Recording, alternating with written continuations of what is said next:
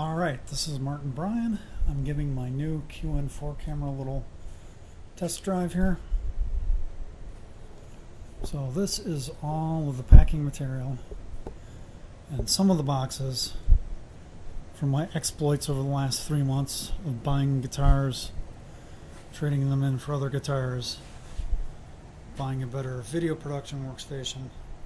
Quite a bit of carnage, as you can tell here. Alright, we'll roll over into this section, which is right by the furnace. And we've got this big blue comforter. This is what I call the Groove Lounge. Got some nice bar stools. Got some tools if I need to do minor adjustments to any of my guitars. Or I process incoming stuff that I've ordered in the mail and haven't put a need to yet. Got me a little Kleenex drill for miscellaneous drilling purposes. So I can just kind of sit back here and think. Keurig coffee maker. My awesome Epiphone 350 FTE Jumbo acoustic. Basically very similar to the Gibson Hummingbird, and this has the Min E-Tune, which is the precursor to the G-Force, pretty much the same thing. And one of my two last Fender products. At one point I had 2 Strats on a Telecaster. Now I'm down to this one Strat, and on Saturday I'm going to be loaning this to my nephews, who's going to start getting into playing. So that should be interesting. Alright, so now let's take a walk over to where the magic really happens. Got an old mattress here with a moving blanket for recording background, also to separate the space off.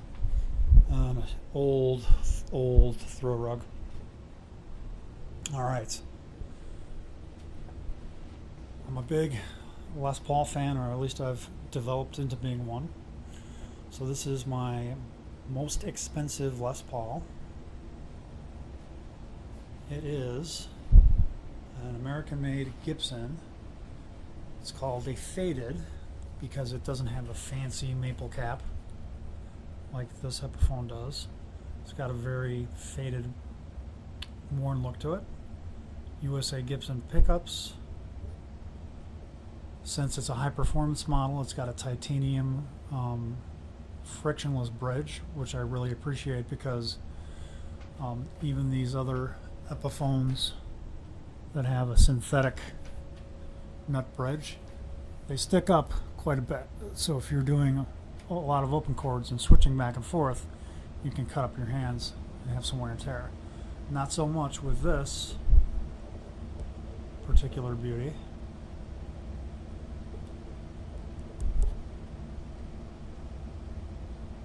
It also has what's called the soloist neck, which is nice, thin, tapered, noiseless toggle switch, and a whole bunch of other premium features. Alright. Then I have this 2012 used Les Paul Ultra 2, chambered. The first tone control is really a selector switch that allows you to switch between the Shadow Nano Mag acoustic pickup and the humbuckers. And then my latest acquisition, I had purchased a Panama Shaman 2 amp that died on me, and had a whole bunch of trouble trying to get it serviced, even though I had a maintenance contract. So the guys at the local guitar center stood up, said, we're going to make this right, and I wound up with this beauty. So even though I'm like a Les Paul fiend, I was like, hey, a friend of mine said, try something new. I'm really glad I did. Now, amp-wise, this is the Panama Conqueror. It's basically an imitation or something built in the model of the original Fender 5-watt Tweed. Notice it's got the old chicken knobs, and it only has a volume and tone. But on the back, it's got an old school attenuator,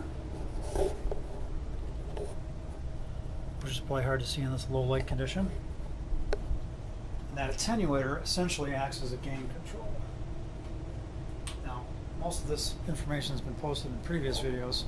I'm just looking for an excuse to test out this new camera for my studio, and also before I take it on vacation to Puerto Rico.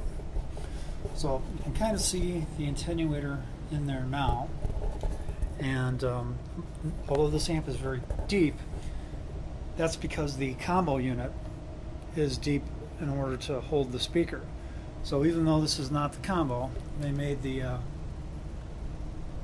head just as wide, and most of the space in this is empty. Alright, and then got the Hughes and Kettner, which I also bought used from Guitar Center. This is just amazing. You know, switchable between 18, 5, and 1 watts.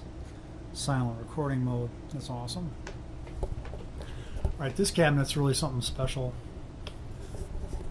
I almost bought one of the Black Star mini stacks with a 30 watts 12-inch speaker cabinet, and I had no idea that I would have been super disappointed, because it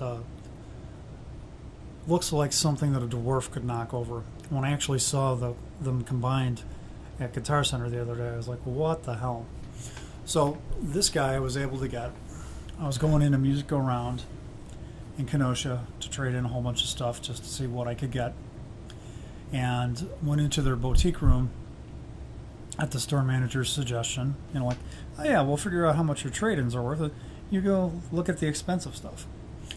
And there was a Hughes and Kettner head, and I tried out a Mesa Boogie 4x12, a Marshall 4x12.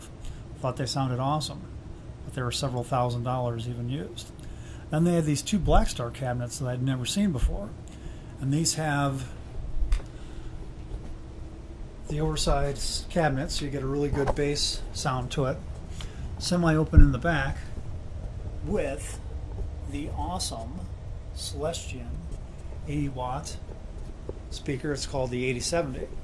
So with the 80-watt Celestion speaker and the oversized cabinet, I played this next to the Mesa Boogie and the Marshall and was blown away by the way this sounded. I honestly thought this sounded better than those two cabinets that were both a couple of grand. So it turns out they only wanted 130 for this, and the stuff I traded in was 120. And since I had recently purchased something from them, they're like, yeah, we'll call it even. They even helped me load it up into the car. Alright, this guy. 1970 PV bass cabinet, 6x8. Purchased it at a pawn shop. They say that smell is one of the most powerful senses.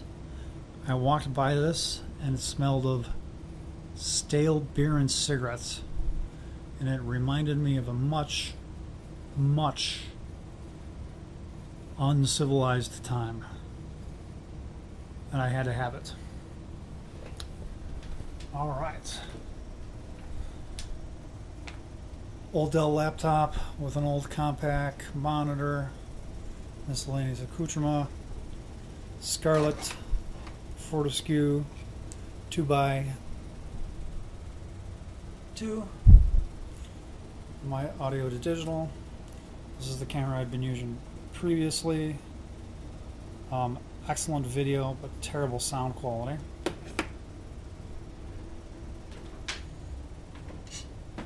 When I'm using the Hughes and Kettner silent mode, and I actually do want to hear a little something, I've been able to rig this up through the Fortescue so that I can actually get some low watt monitor output, so I can hear what I'm recording. Alright, so this 4x12, handmade, handcrafted by a work friend who passed away before his time, and they had a fire sale of his assets. So I went ahead and bought this. Amazing cabinet. Has two different kinds of American-made Guitar Warehouse speakers in it, so that you can kind of move a mic around the frame and decide what you think sounds the best. It's 240 watts, and the biggest head I've ever had on it was a 50 watter. It's got the casters. It's just amazing. All right, so that is pretty much what I got at this time in March 2017, and this was a pretty good test of my new Zoom Q9. Peace out.